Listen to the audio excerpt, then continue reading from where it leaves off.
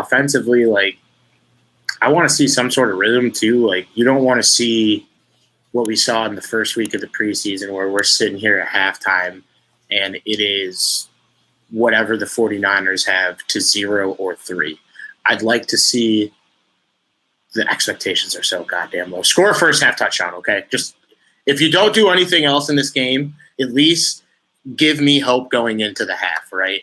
But I think there's going to be a lot more than that. I know we talked about it, but Justin Fields is poised to have a breakout year, and what better game to start than week 1? So secondary is not the best that he's going to see all season, so why not get guys like Velus Jones and Darnell Mooney involved early? Cole Kmet, a lot of people have been talking about him having a big year, so I just did the Birdman hand rub. Like, I'm thinking about my guy Cole Kmet finally getting involved in the offense, but there's so many different guys that are hungry in this offense for opportunity, and it has to start week 1. We have to start with some sort of pace to this season, because if we come out there and look like shit week 1, it's just like, oh, here we go again. When, because the Bears for the last, honestly, ever since we've started this show, Ron, even when it was the many co-hosts before you guys, there has always, always, always been like a 5-game losing streak, and we cannot afford to have one of those this year. I think Justin Fields starts this season off with, I'll give you a stat line, Ron, since you kind of put out a stat line. I'll say Justin Fields, 300 yards, 3 total touchdowns Sunday. Am I crazy? Am I nuts? I said 300 total, so like we know we're not going to get 300 in the air. Right. Could be rushing too. Yeah. Yeah. Well, he just runs for 299, throws for a yard. I was just saying, if I'm going to throw, we know you have beat on onomatopoeias. I'm going to throw you a onomatopoeia here really quick, and let's call a spade a spade. We know you're crazy, period. But from a football perspective, my friend, I don't think that's crazy at all. I mean, fuck. We saw Justin Fields in the Cleveland Browns game in one half put up 156 yards through the air in one half.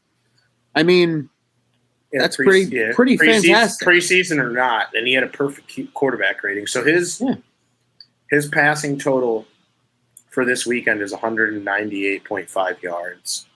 So here, beat on same game parlay of the game. Justin Fields over 198.5. Justin Fields over 34.5 rushing. Chicago Bears money line. It already hit. Do y'all know what he did last year against San Fran? I don't have the stats in front of me, but I do remember him having a pretty. He had one of the craziest fourth down plays I've ever seen in my entire life. 175 passing yards, 103 rushing yards, 1 passing touchdown, 1 rushing touchdown. Dude, now that you think about it, 278 yards, 2 touchdowns. I bet on his passing yards last year in this game now that I think about it, so I have to do it again. Because I can't be wrong twice, because then it would be a mistake, and then it's actually – it's not gambling if you win, right? As long as you break even. Yeah. Well, 54% or whatever it is, but some other notes. So we always talk about it before a game, but the Bears for this week are 7-point underdogs. And Quentin, you said something about 42.5, but I see 40 for the total for the game. It might have come down. I think it was 42.5 when I bet it yesterday. Okay, maybe it was 41.5. I bet it was 41.5. So now the over/under is 40, and then a couple other just interesting lines that we saw when we were all going ooh and ah when we were looking at these before the stream was Cole Kmet 33.5. Receiving yards, that's a very low number for Kmet. Mooney's number is 57.5, and then they have Montgomery on there for 15.5 receiving yards and 53.5 rushing yards. So that's one thing that Quentin, I know you can explain this a lot better than I can, but a lot of betting value on betting underdogs, even in props, because the lines are, what would you say, maybe deflated the other way, right? Like, you're telling me David Montgomery can't get 54 rushing yards? Yeah, I mean, I think there's some value there at 54. I mean, that seems low. I mean, if he just does one of these David Montgomery runs, if he just does the run once, it's over. Hey, they usually come in the first few weeks of the season too. So